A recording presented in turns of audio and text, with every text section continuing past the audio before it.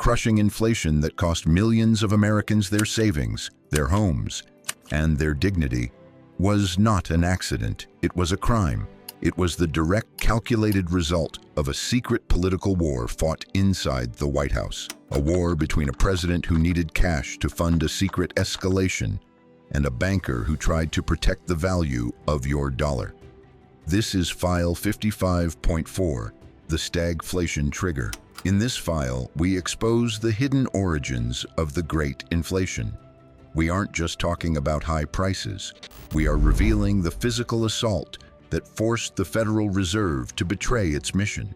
We uncover the secret ranch meeting in Texas, where the independence of the American financial system was taken out back and shot. We will show you the documents that reveal how the political and ideological conflict of the 1960s broke the spine of the US dollar. By the end of this report, you will understand why the cost of a war you never paid for was passed directly to your grocery bill. You will understand that when a politician promises you something for free, you are actually paying for it with the value of the money in your pocket.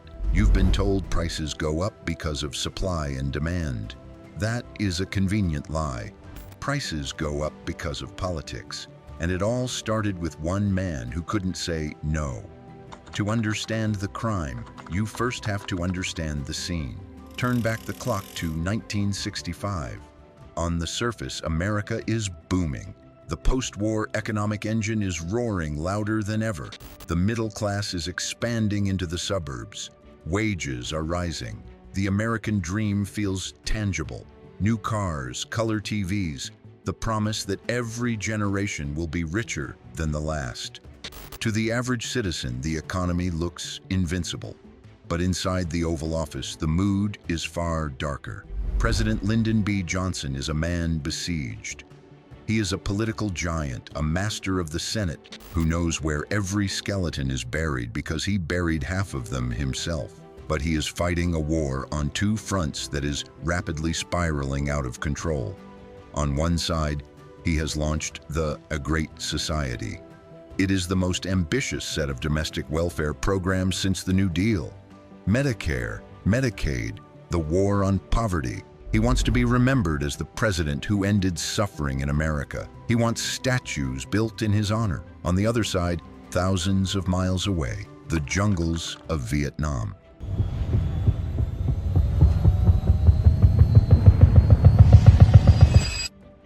The war is consuming American blood and treasure at a terrifying rate. The generals are demanding more. More helicopters, more napalm, more boots on the ground. The cost of the war is skyrocketing by billions of dollars every month. In a normal world, a government has two choices when the bills pile up. You either cut spending or you raise taxes. It is simple math. But Johnson is not a normal politician. He is a man of immense, towering ego. He refuses to cut his Great Society programs, fearing it will look like a failure, and he refuses to raise taxes, fearing it will turn the public against the war in Vietnam before he can win it. He wants it all. The guns of war, the butter of domestic welfare, and he wants the American public to believe they can have it all for free. But there is no such thing as a free lunch. If you spend money you don't have, and you don't tax people to pay for it, you have to get that money from somewhere else. You have to steal it. And the only man standing between the president and the printing press is a quiet, bespectacled banker named William McChesney Martin. William McChesney Martin is not a household name today, but in 1965, he was the most important financial figure in the Western world. He was the chairman of the Federal Reserve. He was known as the Happy Puritan, a man of rigid principle who wore off-the-rack suits and played tennis every morning at 7 a.m. sharp. He had a famous philosophy about the job of the central bank, a quote that is still legendary on Wall Street. The Federal Reserve's job is to take away the punch bowl, just as the party gets going. Martin understood what the president did not, or chose to ignore. He knew that you cannot run an economy red hot forever. He saw the warning signs flashing red. With government spending exploding on both guns and butter, demand was outstripping supply. Factories were running at capacity. Labor was scarce.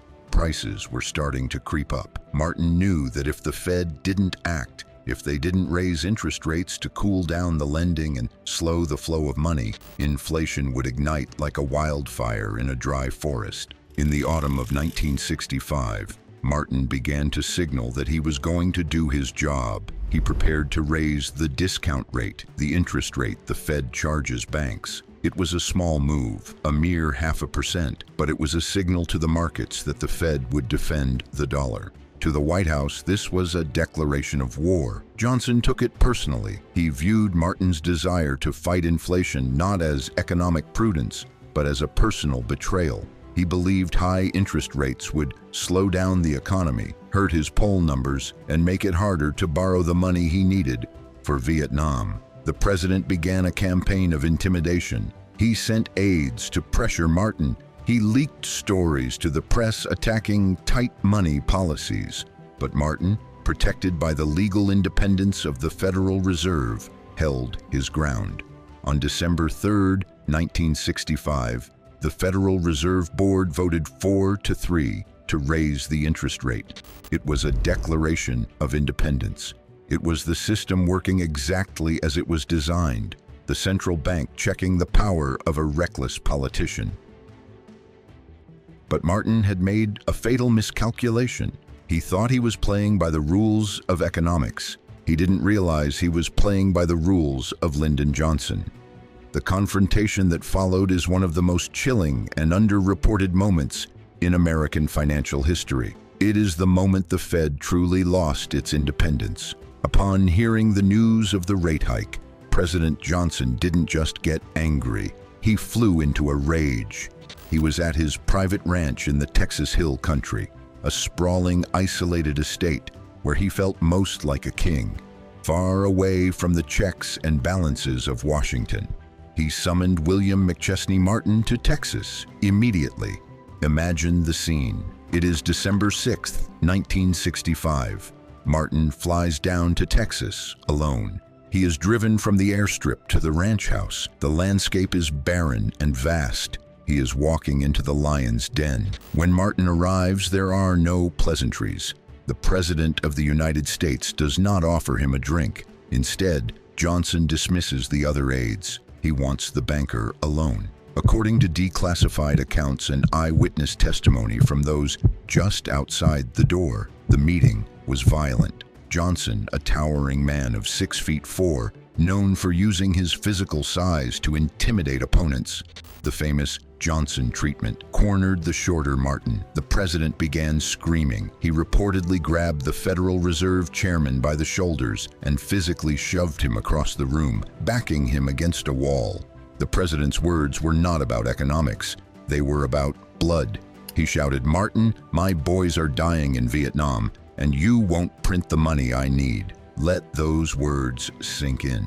The President of the United States was explicitly linking the death of American soldiers to the printing of money. He was telling the head of the central bank that by protecting the value of the dollar, he was killing troops. It was the ultimate emotional blackmail. It was a raw, brutal exertion of power. Johnson was saying that the laws of economics had to be suspended for his political survival. He was demanding that the Fed monetize the debt, that they buy the government's bonds and print new cash to cover the bills, rather than forcing the government to live within its means. Martin, shaken and physically assaulted, tried to stand his ground. He tried to explain that printing money wouldn't save lives. It would only destroy the economy that supported them. He tried to explain that inflation was a thief that would rob the very families Johnson claimed to care about. But the psychological toll was immense. Martin left the ranch that day still holding his position, but something inside him had broken. The happy Puritan had looked into the face of a desperate wartime president and seen a man who would stop at nothing. In the months that followed the ranch showdown, the resistance of the Federal Reserve began to crumble. The pressure from the White House was relentless. Every time Martin tried to tighten the money supply, he was accused of sabotaging the war effort. The press fed leaks by the White House, painted him as an out-of-touch banker who didn't care about the poor or the troops.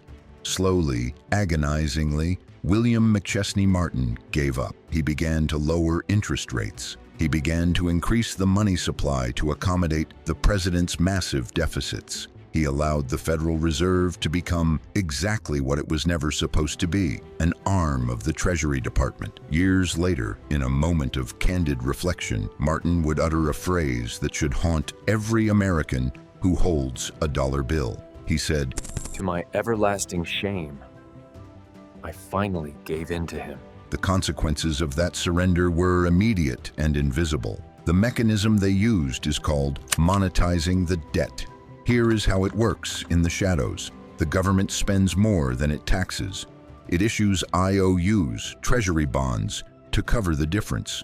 But instead of selling those bonds to honest investors, the Federal Reserve steps in and buys them using money it creates out of thin air. It is a magic trick. The government gets to spend money it doesn't have. The politicians look like heroes, but the money has to go somewhere.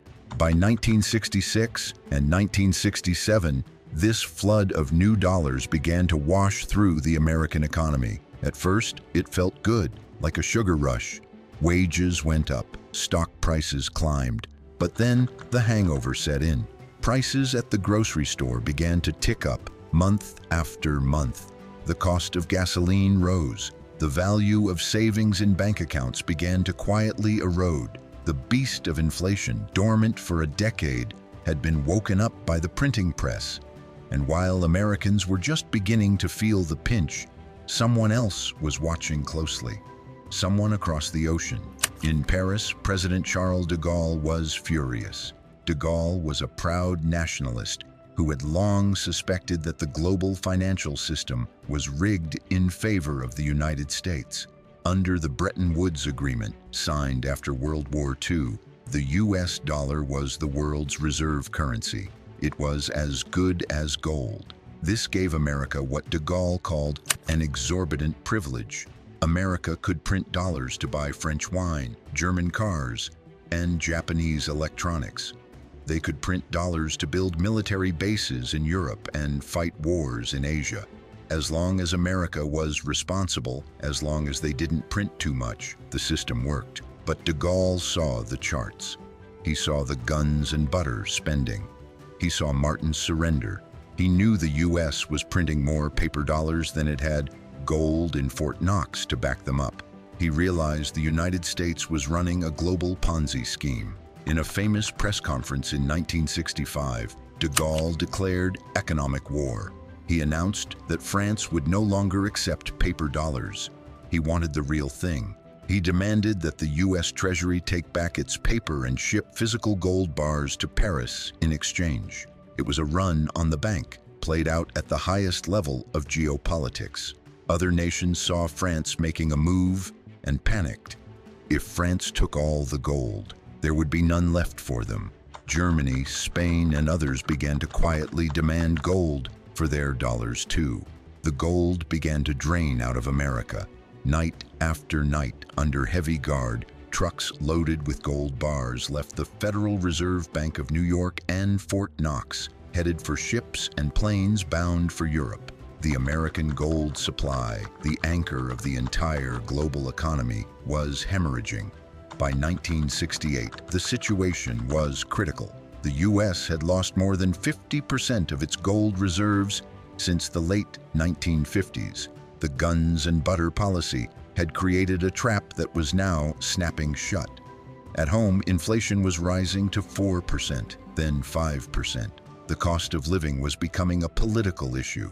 The hidden tax was no longer hidden. Strikes broke out as workers demanded higher wages to keep up with rising prices. Lyndon Johnson, broken by the war in Vietnam and the chaos at home, announced he would not seek re-election. He left the White House a beaten man, but he left behind a time bomb. When Richard Nixon took office in 1969, he didn't just inherit a war in Vietnam. He inherited a currency that was structurally rotten.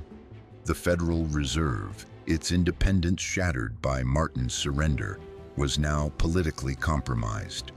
The precedent had been set. When the president wants money, the Fed prints it. William McChesney Martin retired in 1970, leaving his successor with a collapsing system. He had fought the good fight, but in the end, the political machine had crushed him. The stagflation trigger had been pulled. It would take another decade for the full devastation to hit. The gas lines of the 1970s, the 14% inflation, the destruction of American savings. But make no mistake, the wound was inflicted in that room at the Texas ranch in 1965. The meeting at the ranch is over.